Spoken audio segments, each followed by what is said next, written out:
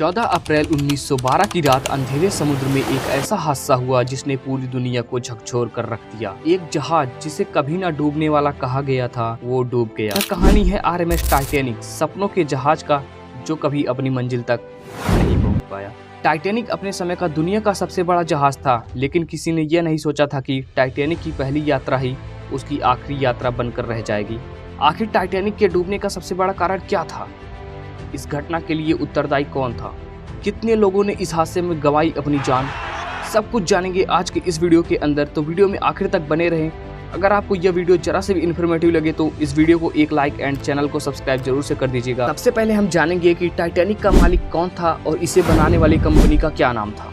Titanic का मालिक white star line नाम की एक ब्रिटिश शिपिंग कंपनी थी और इस जहाज को बनाने वाली कंपनी का नाम हारलैंड एंड वोल्फ जो कि बेलफास्ट उत्तरी आयरलैंड में स्थित थी। अभी हमारे मन में एक सवाल आता है कि टाइटैनिक का नाम आखिर टाइटैनिक ही क्यों पड़ा?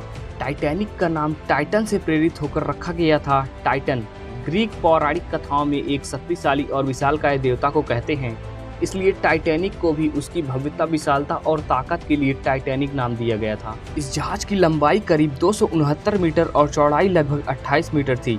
इसमें क्रू मेंबर्स को मिलाकर एक बार में लगभग 3300 लोग यात्रा कर सकते थे। टाइटैनिक में 3 तरह की क्लास थी, first class, second class and third class. First class अमीर और रईस लोगों के लिए बनाई गई थी। इसमें हाई लेवल की फैसिलिटीज भी उपलब्ध थी।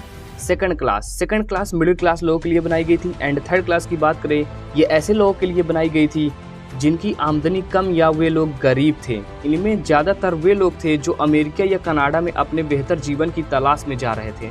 टाइटैनिक ने अपनी पहली यात्रा 10 अप्रैल 1912 को इंग्लैंड के साउथहैम्पटन शहर से शुरू किया था।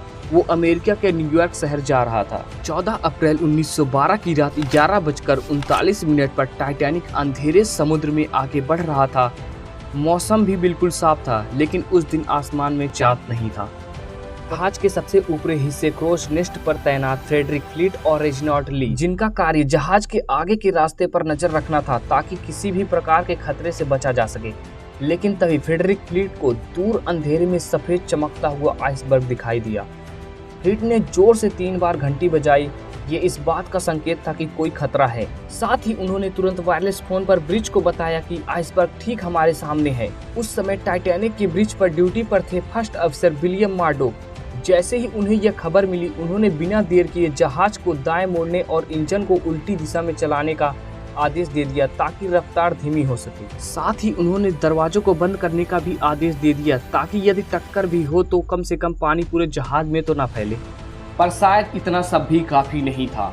रात 11:40 पर टाइटैनिक का आगे का हिस्सा तो बच गया, लेकिन जब तक उसका पीछे का हिस्सा मुड़ता तब तक बर्फ का वो विशाल टुकड़ा जहाज की साइड से टकरा गया और लोहे को चीरता चला गया। टक्कर इतना तेज था कि टाइटैनिक के नीचे के 5 वाटर टाइट चैम्बर्स में तुरंत पानी भरने लगा और जहाज के डिजाइन के अनुसार जहाज सिर्फ 4 चैम्बर्स तक ही पानी सह सकता था, लेकिन 5वें चैम्बर में पानी भरने का मतलब था कि जहाज का डूबना अब तय हो चुका था। शुरू में तो सबको यह लगा कि जहाज तो डूबने वाला है ही नहीं, लेकिन कुछ ही मिनटों में इंजीनियर और कैप्टन को यह समझ में आ गया था कि टाइटैनिक को अब डूबने से कोई नहीं बचा सकता। और फिर शुरू हुआ इतिहास का सबसे भावुक और अफरा तफरी से भरा बचाव कार्य, जहां कुछ लोग बहादुरी की मिसाल बने और कुछ हमेशा के लिए इस दुनिया को अलविदा कह गए। टाइटैनिक के वायरलेस ऑपरेटर जैक फिलिप्स और हेरोल्ड ब्राइट ने तुरंत एसएमएस संदेश भेजना चालू कर दिया और आसपास के जहाज़ों को मदद के लिए बुलाने लगे। लेकिन उस समय सबसे नज़दीक जहाज था आरएमएस कारपेथिया, लेकिन वह भी 4 घंटे दूर था। इतने समय में तो टाइटैनिक पूरी तरह डूब जाता और इसीलिए दोनों ऑपरेटर अपनी आखिरी वक्त तक सिग्नल भेजते रहे।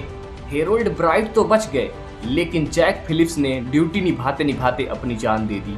और तभी ऑफिसर मार्डोक और ऑफिसर लाइटोलर ने लाइफ बोट डेक पर लाइन लगवा दी और शांतिपूर्वक लोगों को नीचे उतारे जाने लग गया। लेकिन सच्चाई तो यह है कि कई लाइफ बोटें आधी खाली ही चली गई, क्योंकि बहुत से लोगों को यह विश्वास ही नहीं हो रहा था कि टाइटैनिक भी कभी डूब सकता है। थॉमस एंड ह्यूज, जिन्होंने टाइटैनिक को डिजाइन किया था, वे किसी भी लाइफ बोट में नहीं बैठे, बल्कि वे अंत तक लोगों को बचाने में लगे रहे और कैप्टन स्मिथ ने भी खुद को बचाने का कोई प्रयास नहीं किया। वे आखिरी सांस तक अपने जहाज के साथ ब्रिज पर ही रुके रहे। करीब 2:20 पर यानी टक्कर के 2.5 घंटे बाद टाइटैनिक पूरी तरह समुद्र में समा गया। इस हादसे में 1500 से ज्यादा लोगों की मौत हो गई और सिर्फ 705 लोग ही बच पाए। आर्नेस कार्पेथिया नामक जहाज ने इस बचाव कार्य को किया, लेकिन तब तक बहुत देर हो चुकी थी। टाइटैनिक के डूबने की घटना के बाद सबसे बड़ा सवाल यही था कि आखिर इस हादसे के लिए जिम्मेदार कौन था। जांच और रिपोर्ट्स के आधार पर कई बातें सामने आईं।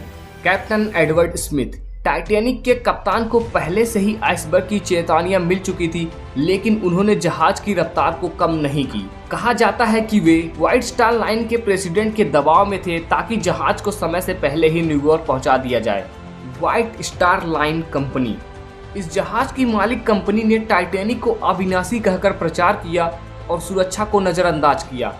लाइफ बोट की संख्या जानबूझकर कम रखी गई ताकि डेक पर ज्यादा जगह खाली दिखे और जहाज की सुंदरता बनी। जहाज के डिजाइन और निर्माण में भी कमी थी। जहाज के निर्माण के कुछ हिस्सों में सस्ते और कमजोर मेटल का इस्तेमाल किया गया था। विशेषज्ञों का मानना है कि जहाज का स्टील ठंडे पानी में बहुत जल्दी टूट गया, जिससे नुकसान और बढ़ गया। इसमें कहीं न कहीं रेडियो ऑपरेटर की भी लापरवाही है। जहाज को कई बार आइसबर्ग की चेतावनी दी गई, लेकिन एक रेडियो संदेश को यह कहकर नजरअंदाज कर दिया गया था कि वे व्यस्त हैं। अगर वह चेतावनी गंभीरता से ले ली जाती तो शायद यह हादसा होता ही नहीं। उस समय समुद्री यात्रा के लिए कोई स्पष्ट अंतर्राष्ट्रीय नियम नहीं थे कि कितनी लाइफ बोट होनी चाहिए या आपात स्थिति में क्या करना है। निष्कर्ष यह निकलता है कि इस हादसे की जिम्मेदारी किसी एक व्यक्ति की नहीं थी।